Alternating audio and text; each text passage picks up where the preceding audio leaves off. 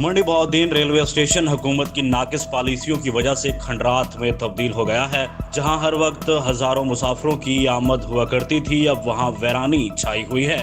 मंडी Bahauddin railway station पर लाला मूसा से सरगोदा के दरमियान चलने वाली दर्जनों मुसाफिर ट्रेनों को कोरोना की वबा के दौरान मुकम्मल बंद कर दिया गया था, जिससे रोजाना सफर करने वाले हजारों मुसाफिर मुतासर हो रहे हैं। लेकिन वबा के खात्मे के बाद ताहाल बंद मुसाफिर ट्रेनों की बहाली मुमकिन नहीं हो सकी है, जिससे रोजाना स्कूल, कॉलेज, सरकारी और गैर सरकारी दफातर को जाने वाले मुलाजमीन और मुसाफिर जहां सस्ती सफरी सहूलियात से महरूम हैं, वहां उन्हें शदीद परेशानी से दो चार होना पड़ रहा है। शहरियों ने हुकूमत से लाला मूसा जंक्शन से सरगोदा जंक्शन के दरमियान चलने वाली धमाका एक्सप्रेस समेत मुतअद्दिद ट्रेनों की बहाली का मुतालबा किया है।